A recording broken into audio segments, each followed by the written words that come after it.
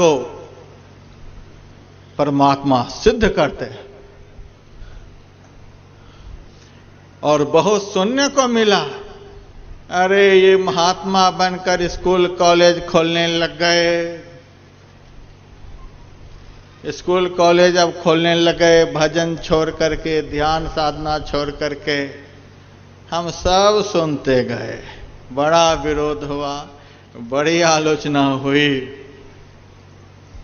जब मैंने उद्घाटन का डेट फिक्स कर दिया, तब सुनने को मिला कि वे विरोध करने वाले, आलोचना करने वाले भी स्कूल के शिलान्यास करने लग गए हैं। बड़ी खुशी हो रही है। तो जो विरोध करने वाले को भी, आलोचना करने वाले को भी, निंदा करने वाले को भी परवाह नहीं करके अपने पीछे चला लेते हैं, अपने रास्ते पर चला लेते हैं, वही एक दिन महापुरुष बन सकते हैं। हम लोग घबरा जाते हैं, हम लोगों को घबराना नहीं है।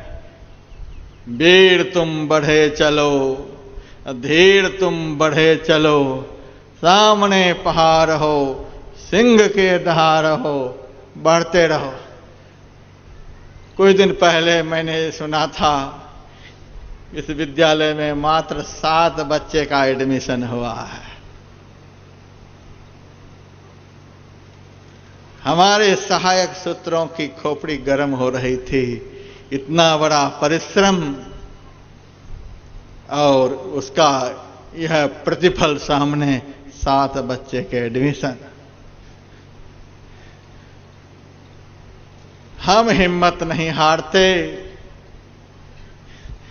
एक दिन हमारे इस विद्यालय के डिप्टी डायरेक्टर, सामने बैठे हैं राकेश शर्मा जम्मू, इन्होंने मुझे प्रिंसिपल की कुर्सी पर बिठा दी। हम तो कभी विद्यालय के अंदर जाते भी नहीं, बाहर से देखते हैं। बिठा दी कुर्सी पर, क्या इनके मन में हुआ। दूसरे दिन से इतने एडमिशन होने लग गए कि अब ये लोग एडमिशन के लिए बच्चे के अभिभावकों को मना कर रहे हैं कि अब छोटे छोटे बच्चों की सीट भर गई। एक दिन सबकी खोपड़ी घूम रही थी, एक दिन यहाँ के अभिभावकों की खोपड़ी घूम रही है, अब बच्चे के एडमिशन इस स्कूल में कैसे हो। साधु का संकल्प परमात्मा सिद्ध करते हैं, लेकिन साधु को सही दिशा में चलते रहना चाहिए, समाज को सही दिशा में चलते रहना चाहिए। विभीषण जी यह नहीं देखा हमारे भाई राम से लड़ने के लिए जा रहे हैं, ऐसे पापी भाई को कैसे प्रणाम करो। ये अपने रास्ते पर जा रहे हैं, इनको रास्ता दिखाने वाला नहीं मिला, इसीलिए ऐसे रास्ते पर जा रहे हैं। हमको तो रास्ता दिखाने वाले मिले हैं, हम कैसे प्रतिकूल रास्ते पर चलें। जिनको रास्ते दिखलाने वाले नहीं मिले, वे गलत रास्ते पर चल रहे हैं, बात समझ में आती है। लेकिन जिनको रास्ते दिखलाने वाले मिल गए, वे भी गलत रास्ते को नहीं छोड़ते हैं, तो उस आदमी को लानत है, उस आदमी को धिक्कार है। हमें तो राम ऐसे रास्ते दिखलाने वाले मिले, नारद ऐसे गुरु मिले, हमें तो सही रास्ते पर चलना है। कुंभकर्ण लड़ने के लिए जा रहे हैं, कुंभकर्ण मरने के लिए जा रहे हैं, लेकिन हमें तो सही दिशा में चलना है, हमें तो समाज को सही दिशा में चलाना है। इसीलिए विभीषण ने कुंभकर्ण के चरणों पर माथा रखकर प्रणाम किया। देखिए विनम्रता में कितना गुण होता है। जैसे विभीषण ने प्रणाम किया, वैसे ही कुंभकर्ण के मन में हुआ, मुझे कौन प्रणाम कर रहा, इतना में इतना नशा में वह था कि प्रणाम करने वाले को देख भी नहीं पाया, पहचान नहीं पाया। लेकिन इतना अनुभव हुआ कि मुझे किसी ने प्रणाम किया है। अरे कौन प्रणाम कर रहे हो?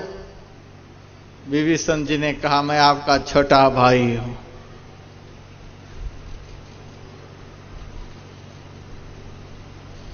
तुम कहां से आ रहे हो?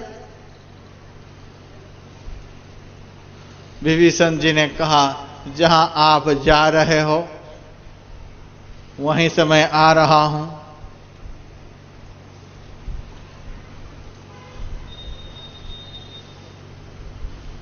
अरे तो राम के पास जा रहे हो?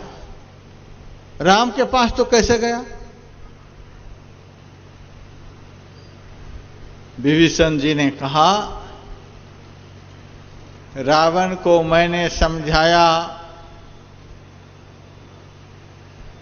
वह राम से लड़ना चाहता था, तो मेरे मन में हुआ राम से लड़ने वाला बचेगा नहीं, वह जरूर मरेगा।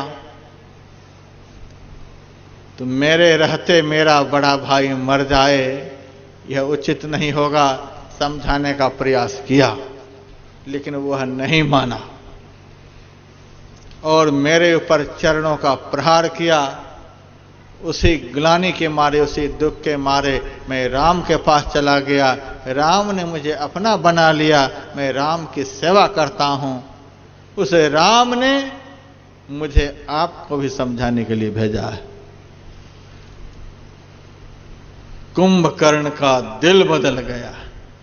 देखिए प्रणाम का करामात। लोग कहते हैं इसको हम कैसे प्रणाम करें, यह शराब पीता है। इसको हम कैसे प्रणाम करें, अंडा खाता है। इसको हम कैसे प्रणाम करें, यह झूठ बोलता है।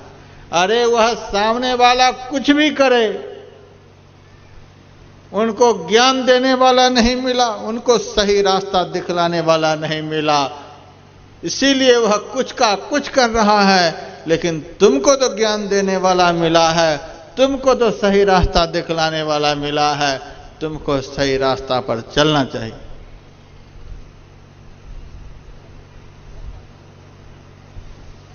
प्रणाम किया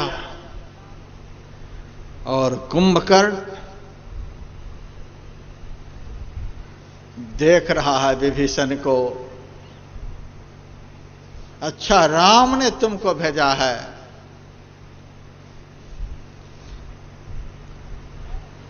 और राम ने तुमको अपना बना लिया।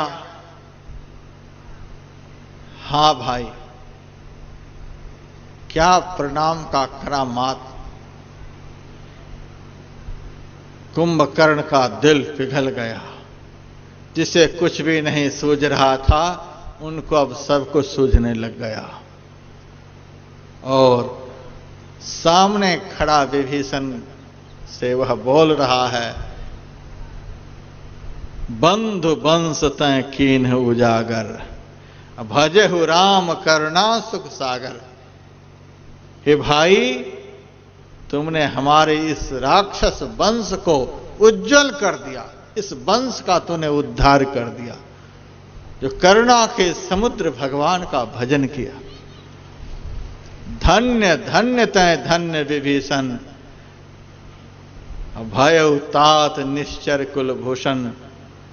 हे विभीषण, तू धन्य है, धन्य है, धन्य है। जो भगवान का भजन करेगा, जो ईश्वर का भजन करेगा, उनका जीवन और जन्म धन्य हो जाएगा।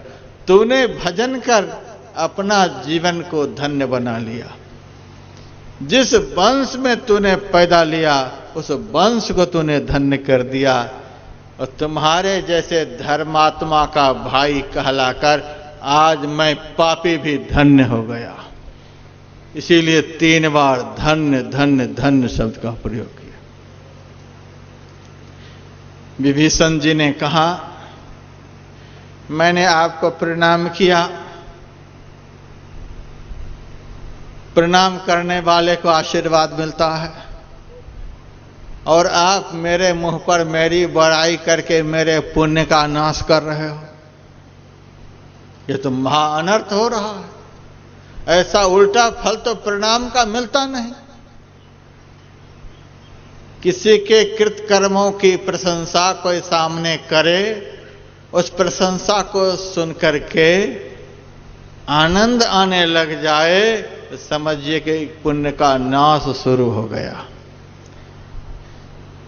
अपनी प्रशंसा अपने कान से कभी भी सुनने का प्रयास नहीं करना। लोगों को सुनने में बड़ा आनंद आता है, बहुत सुख मिलता है। धर्म ग्रंथ बतलाता है अपमानात् तपो वृद्धि, सम्मानश्च तपोक्षय। अपमान यदि सामने से हो,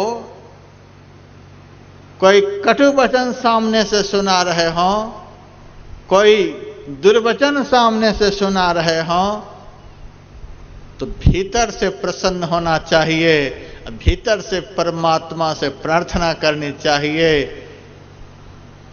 इस अपमान को पाकर हमारा चित्त कभी व्यथित नहीं हो, हमारा चित्त सदैव प्रसन्न हो।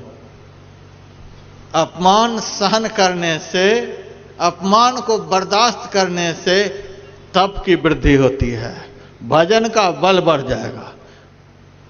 दूसरे ही क्षण से आपका मन भजन में लगने लग जाएगा। यदि अपमान को आपने सुखपूर्वक बर्दाश्त कर लिया, हाँ बहुत बड़ा आदमी है, इनसे टक्कर नहीं ले सकेंगे, तो भीतर ही भीतर मन को महसूस करके किसी भी तरह से चुपचाप बैठ गए, इसको बर्दाश्त करना नहीं कहते हैं। सारे सामर्थ्यों के रहने पर भी जो अपमान को सहन कर लेता है वह सबसे बड़ा महापुरुष कहलाता है।